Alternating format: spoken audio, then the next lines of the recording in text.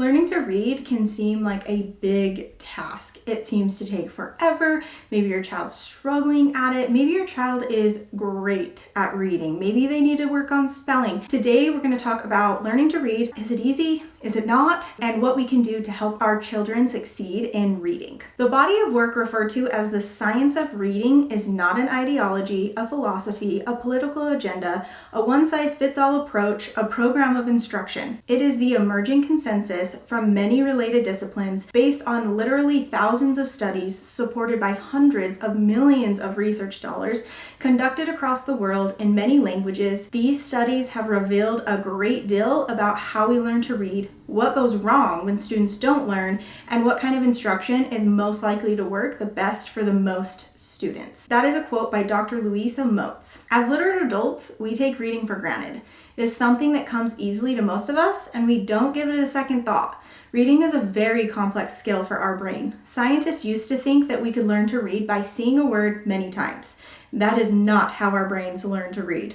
Our brains were not meant to read symbols like we do today. By understanding how we learn to read, we can ensure that everyone knows how to read. If you've done any research recently on how to help your child to read, you've probably heard the term the science of reading. This is something that is being taught to educators all over the United States today. A big piece that is taught within the science of reading is understanding the Scarborough Reading Rope. The rope has many strands that are all important to learning to read.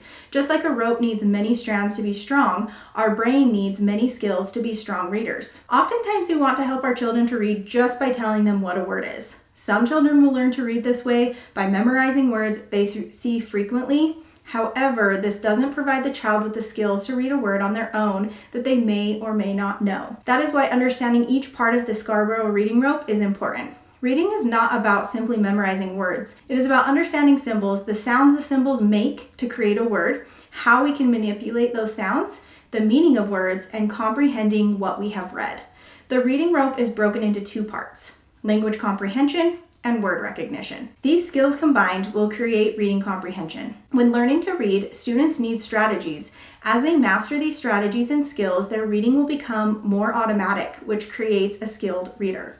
We have a code that we can use to read. When you understand the inner workings of the code, you become a skilled reader. So let's talk about the parts of the Scarborough Reading Rope and what they are. The first part is word recognition. Within word recognition, we have different parts. The first part is phonological awareness. Phonological awareness is the ability to hear and manipulate units of sounds in spoken language. We have decoding, which is applying the knowledge of letter-sound relationships, including the knowledge of letter patterns to correctly pronounce a written word. So for example, you might have the word cat. They have to know the sounds of the C, the A, and the T, and they have to be able to segment those and blend them back together. So they're going to have to be able to see the letters k, at, and say cat and understand what a cat is. The next part is sight recognition, knowing a word by sight rather than reading to break the word apart into its phonemes. So our sight recognition is really what happens once we've seen a word so many times. Our brain actually doesn't have to do that decoding part anymore, and it puts it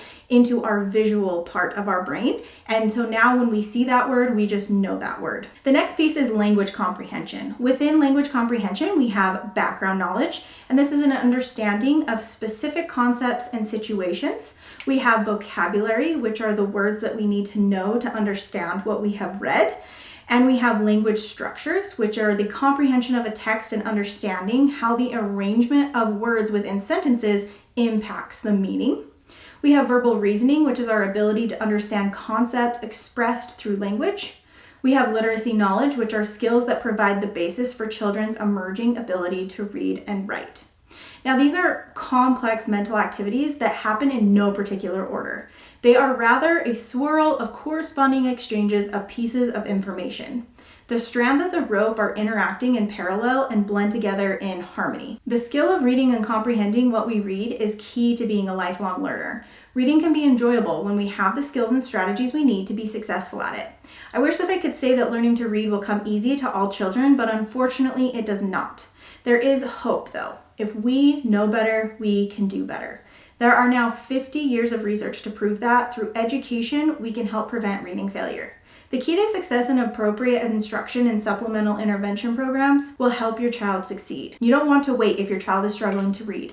When you start early, your child will need less extensive help in becoming a fluent reader. Research has shown that even if students in grades 3 through 5 are provided with sufficiently intensive, expert, and long-term help, they tend to remain slow readers. And I want to ensure that all children become skilled readers. Down below, I will link a couple of resources if you are interested to make sure that your child is on track and to help your child to love reading, become an awesome reader. I hope this information was helpful, and we'll see you next time.